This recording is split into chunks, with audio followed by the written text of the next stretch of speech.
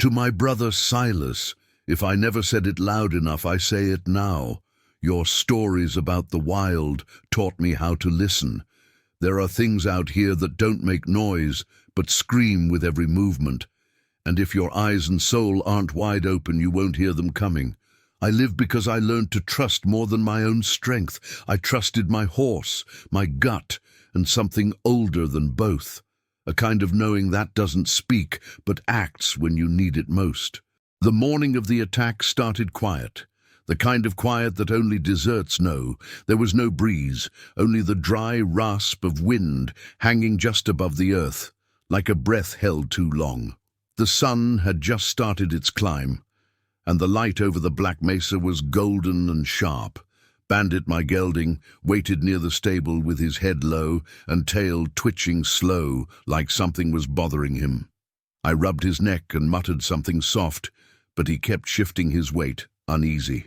I figured it was the heat, or maybe a rattler moving through the grass, and pushed the thought aside. My saddle creaked as I mounted up, and we headed toward the northern line, just me, Bandit, and the wide open stillness. That stretch had been giving us trouble lately. Loose wires, tracks from wild hogs, and an old gate hinge that wouldn't stay fixed. The trail led us through a thicket of mesquite and up a rise where the wind finally picked up, brushing grit across my cheeks. I rode with my hat pulled low and one glove off. The reins looped easy in my fingers as Bandit moved at a steady gait. Every so often he'd stop, ears flicking toward the ravine or the rocks, but I saw nothing. The air smelled metallic, not blood, but something sour, like dead cactus or wet iron. I told myself it was just the wind playing tricks, the way it always does in early summer. But something hung there, invisible but heavy. I should have known then. The desert never hides her warnings. We just get too used to ignoring them. We reached the northern fence around midday, the sun now high and pressing down hard, turning everything pale and brittle. The wire sagged in places, and a post had fallen clean over near the cottonwood tree by the gulch. I dismounted and tied Bandit to a juniper branch nearby, though he resisted and tossed his head twice. His eyes were wide, white showing like he'd seen something I couldn't. I gave him a firm pat, whispered his name, and walked down to the fallen post with the pliers and some new wire. The brush crackled underfoot, and I remember the way the shadows moved, sharp and sudden, like something sliding between them. My hands worked the fence, but my head kept turning. That's when the smell changed again. It was musky now, wild, sour, sharp in my nostrils, like wet dog and copper. I froze, pliers halfway through a twist. The silence had deepened, that unnatural kind, the kind that means you're not alone. Bandit whinnied softly behind me, and when I turned I saw him backpedaling, reins taut, his body coiled and trembling. I followed his gaze up the slope near a cluster of sun-bleached rocks, and that's when I saw the shadow move. No noise, no growl, just the golden eyes catching light and holding mine in place like a snare. The mountain lion stepped out slow, quiet as thought. Its shoulders rolled like water, smooth and low, each paw landing silent on the baked earth. I could see its ribs through the fur, lean, desperate, not starving but close. Its tail flicked once, then twice. My breath stopped in my throat and I did not move. I knew what it meant when a cat looked at you that way. Not curiosity, calculation. It was figuring out if I was worth the risk. I didn't have my rifle. It was still strapped to Bandit's saddle. All I had was a knife on my belt and the feel of my heartbeat trying to crawl up my throat. The air between us held like glass. I tried to lower my eyes, slow and careful, but the movement triggered something, a shift in its posture, a lowering of its body. I heard Bandit behind me snort and stomp. The lion crept closer, head low, back legs tight with energy. 10 yards, maybe less. My fingers brushed the knife hilt. I didn't dare draw it yet. I remembered something Silas once said, "Don't flinch unless you mean it." I held still, sweat tracing down my spine, every muscle waiting for the break. The lion's ears twitched. I saw the moment it made its decision. The second before a strike is the longest a man will ever live through. It lunged, a blur of fur and power exploding from the ground. I stumbled back instinctively, half turned to run, but knowing I wouldn't make it 3 steps. The weight of it slammed into my shoulder, and I hit the dirt hard, the sky spinning above me. I felt claws, hot and deep, rake down my back before I could scream. My hands went up by reflex, knife barely drawn, and I slashed wildly.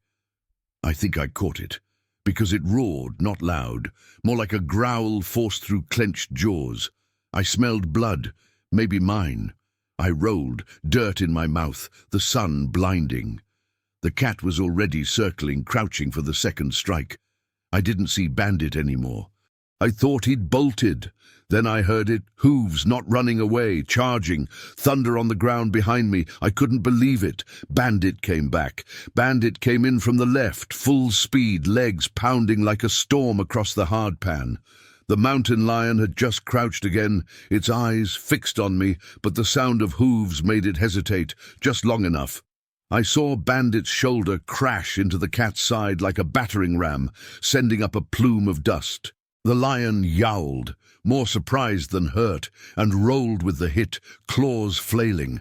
I scrambled backwards, trying to get to my feet, but my left leg gave out. Something had torn deep.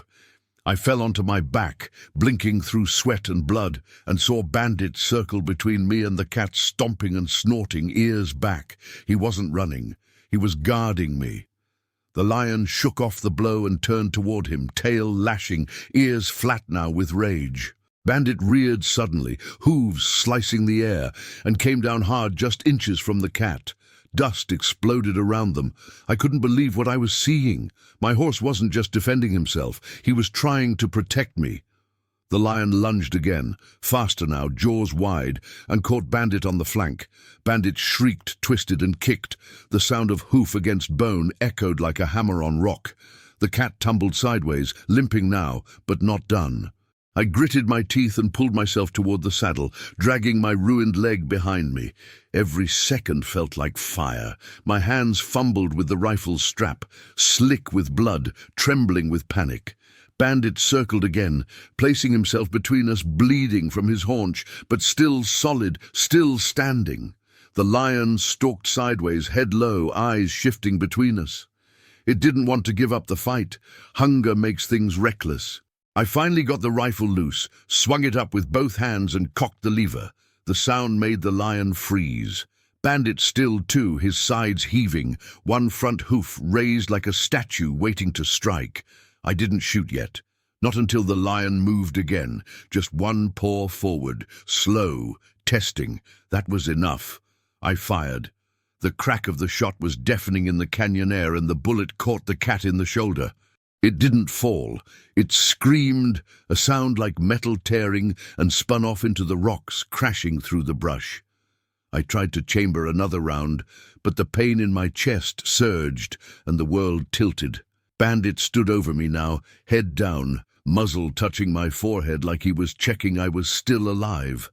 I couldn't speak. My throat was dust and copper. I passed out under his breath.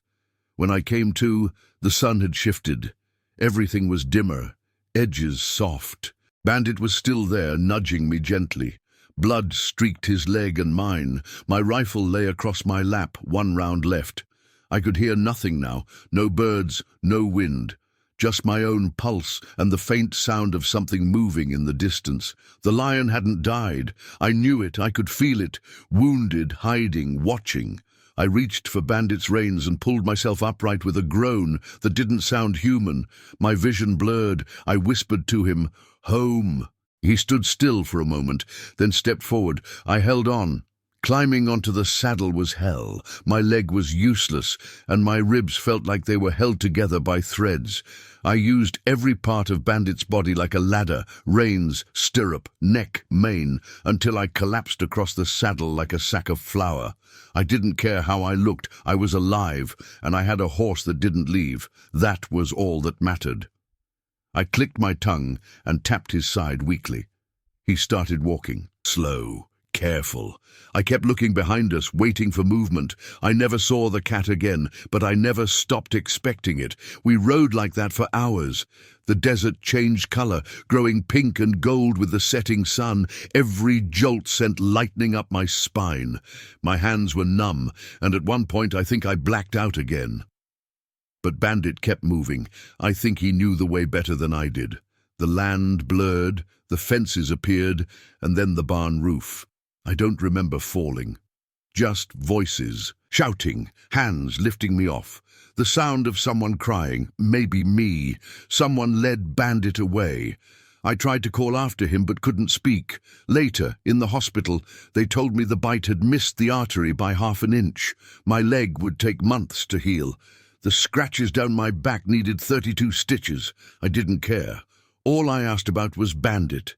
He'd taken a gash to the flank, deep but clean. The vet said he'd live, said he was lucky. I didn't correct him.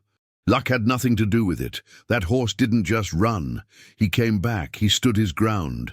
I lay in bed thinking of his hooves flashing above me, the sound of the lion's cry, the heat of blood on my skin, and the look in his eyes, not fear, loyalty, pure and furious. For nights I dreamed of the lion, not attacking, watching, just watching, from the ridge, its eyes never blinking. I'd wake up gasping, hand reaching for a rifle that wasn't there. Bandit's photo was on the wall. I'd stare at it until the shaking stopped. People called it courage, what he did. I think it was something else. A bond, forged quiet and slow over years of shared trails and silent trust. I don't pretend to understand it. All I know is, when death came for me in the canyon, my horse chose to fight it, and that's something I'll carry longer than any scar. The first time I saw my leg without the bandages, I didn't recognize it. The skin was stretched and puckered around angry lines that ran from thigh to shin, purple and black and yellowing like bruised fruit. The muscle was sunken in around the deep tear where the lion's claw had ripped through me. The nurse said it looked good. Clean healing, she called it, but I couldn't stop staring. It didn't feel like part of me anymore. It felt like something broken that someone tried to glue back together. I looked away and asked for the curtain to be drawn. My mouth was dry. I didn't want water. I wanted silence. Sleep didn't come easily. Every time I closed my eyes, the lion was there, crouched, eyes glinting, breath fogging the air, tail twitching like a clock's second hand.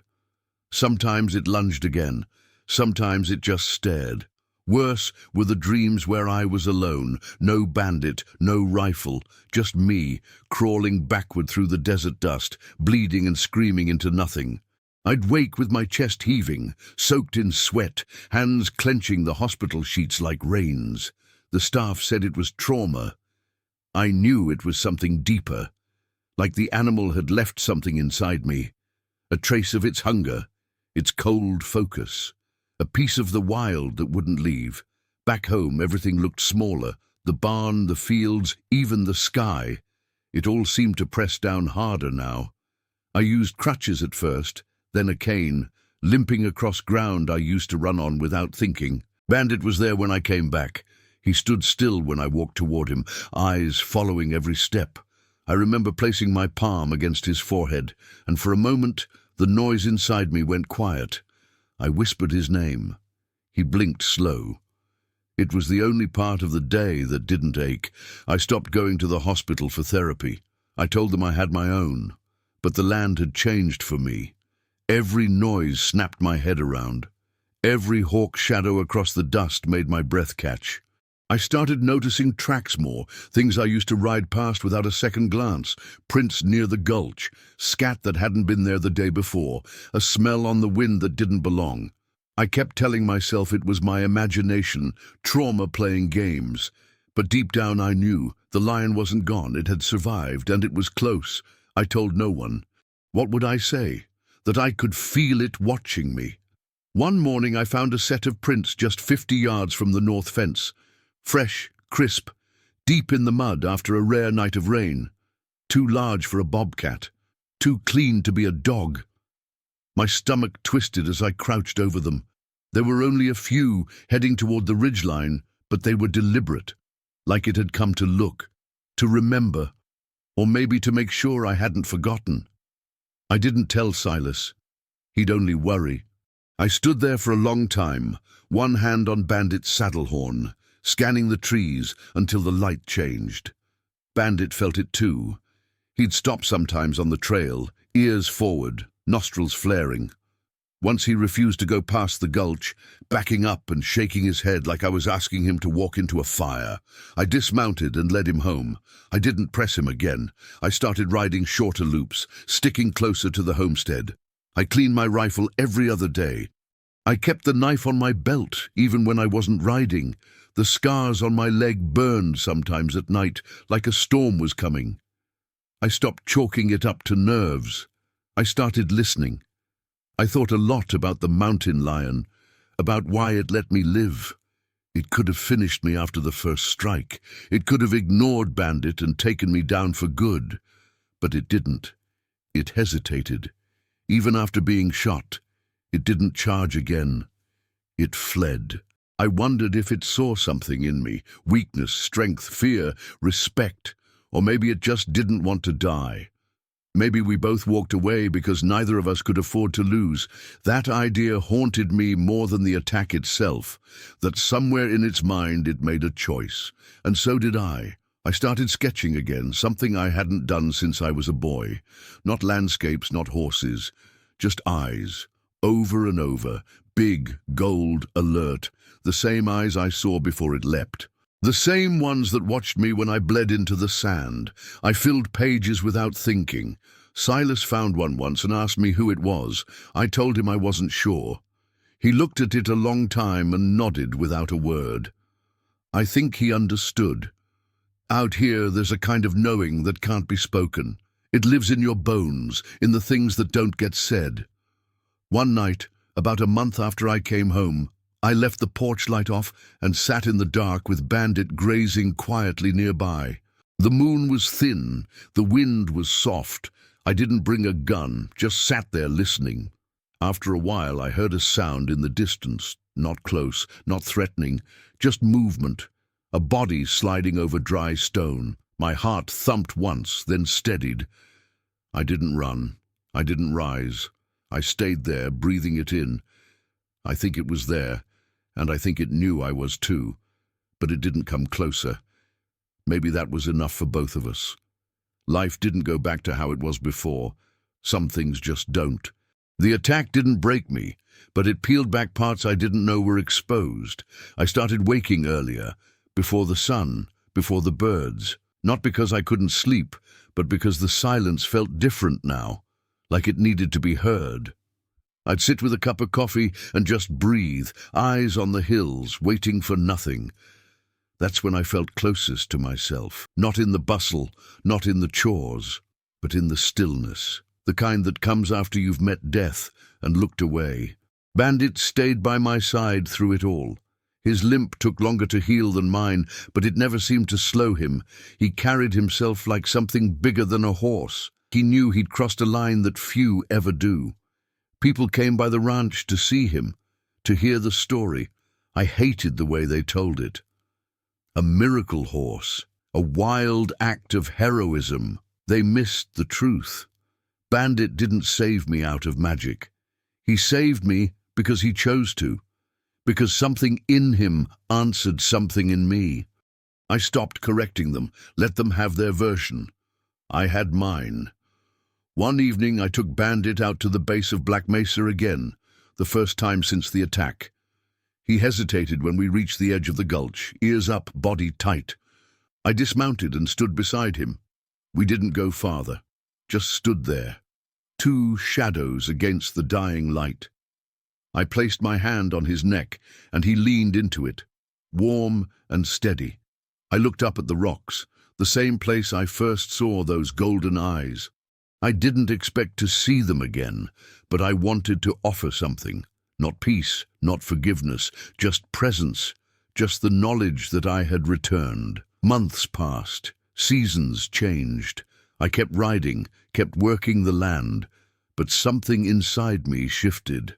I wasn't chasing the same things. I started teaching, taking in local kids who wanted to learn how to ride, how to listen to the desert, how to recognize the signs that something's watching. I didn't talk about the lion unless they asked. And even then, I spoke carefully. It wasn't a monster, it wasn't evil. It was wild, pure and dangerous and real, and in a strange way, it gave me something no man ever had. A truth I didn't know I was missing. I started a sanctuary on the back end of the ranch, not for predators, not yet, but for strays, rescues, broken things, horses with cracked hooves, dogs left on roadsides, birds too weak to fly. The locals thought it was charity. It wasn't. It was redemption.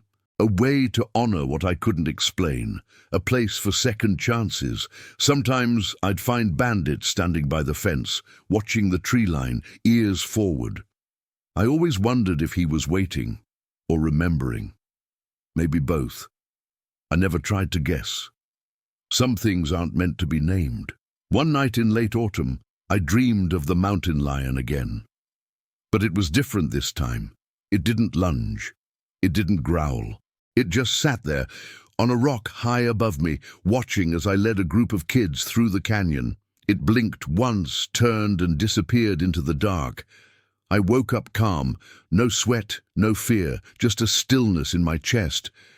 I took it as a sign that maybe the wild had finally let me go, or maybe accepted me as part of it. Either way, it was enough.